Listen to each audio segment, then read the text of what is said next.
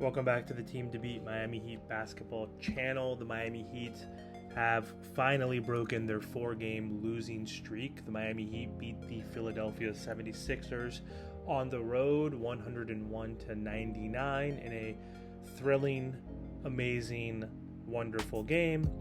The Heat were led by Jimmy Butler, who nearly had a triple-double to help the Miami Heat finally get that much-needed victory, and maybe their most important victory of the season. So after speaking to the media after their loss to the lowly Charlotte Hornets, Jimmy stated that he was tired of losing, that we need to figure this out quickly, and maybe they have. Maybe they haven't, but nonetheless, they got a very big win. And so Jimmy went into beast mode, playoff mode, and he backed up that statement with a huge victory against his former team, the Sixers, on the road.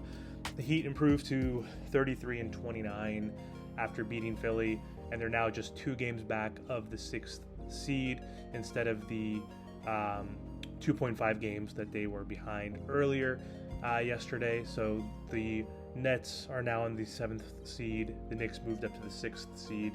And so the Heat are desperately trying to get out of the play-in tournament and are trying to avoid the 7th and 8th seed so they don't have to play either the Bucks or the Celtics in the first round, which would be pretty disastrous. So big victory.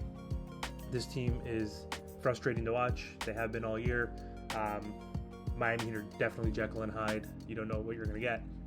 But Jimmy, you know what you're going to get with Jimmy, especially when he's motivated and is going to take over. So he finished with 23 points, 11 rebounds, 9 assists, and 4 steals on, again, another efficient night, 9 for 14, shooting from the field. So Jimmy, again, proved that he can indeed do it all and put this team on his back for his stretches. I'm not saying that he could win a championship this way, but with his presence and effort on the court, he could help Miami win games, but he definitely needs more support if the Heat want to have any success in the playoffs. I'm not going to say we're going to win the championship because I think that's impossible, but I don't know. Kevin Garnett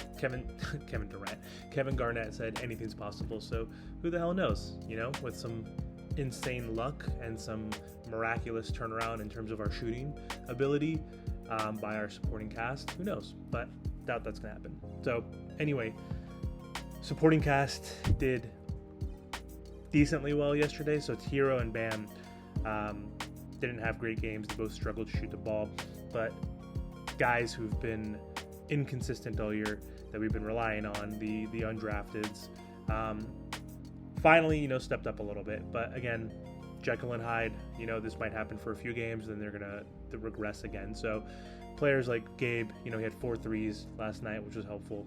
Max Strus, Victor Oladipo, they all had their moments offensively, so it's good to see Vic make some threes. He was 3 from 5.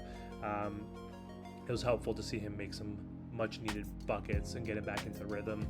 But yeah, I think even, the 2 new additions, our 2 new white boys, Kevin Love and Cody Zeller, both played solid themselves. In the beginning of the game, Love had an awesome full court outlet pass to Tyler Hero, which led to a dunk. He's one of the best, I think, outlet passers in the NBA. And so his accuracy was on point, and he continues to show previews of some of the ability he has and the capabilities he's had as a former All-Star. Cody Zeller, again, he's not going to do much for you on the offensive end, but he's there to get some rebounds, get some, cuts to the basket, some easy layups. And Zeller, his most impressive play was the nasty block ad on Joel Embiid in the third quarter that he pinned against the backboard, which was unexpected but awesome. So Bam, again, he's been struggling the last few games. He struggled to shoot. He had some key rebounds and defensive stops, though, so of course you could always rely on that. He had a block on Embiid as well with under 30 seconds left to go in the game, which was huge. As a team, the Heat shot the ball much better tonight. Just like last year, they were shooting in the 40s from 3. This year, that's dropped to the low 30s, but they shot 15 from 37 from 3 as a group, which was good for 41%. And the Miami Heat are hard to beat when they do that. But they rely on that too much, and we just have not been effective all year. They also limited their turnovers. They've been doing poorly with that on their 4-game losing streaks, but they had 12 compared to Philadelphia's 18, so I think that really helps. James Harden also was contained. He had a bad shooting night, but he was 5 for 14 from the field. And Miami was lucky that he got Tyrese Maxey into foul trouble towards the end of the game, because in the third quarter he was super hot. He had 0 points in the first half and then just went loose in that third quarter. So big win for Miami. Happy that Jimmy put the team on his back. We're able to get that much needed victory. The Heat play the Sixers again on Wednesday in Miami, so they have a hard stretch, as I mentioned before in my last video.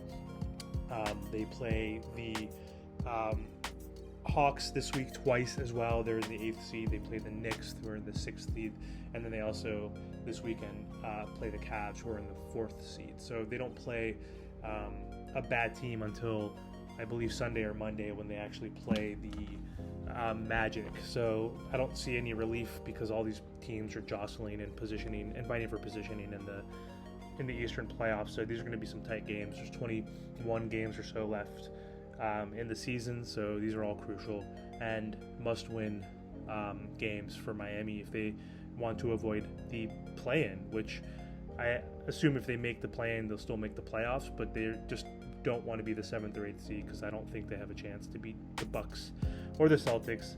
I mean, it would be a fun story if they do knock out one of those teams, and I guess that would be their championship for them, in season highlight. But would love to rather play either the Sixers or the Cavs in the first round. So we'll see what happens, but happy we got this victory. Frustrating team to watch, another clutch game, number 40, who knows, something out of the 60 games that they've played. So let's expect another close one on Wednesday, and just hope that he can pull this out.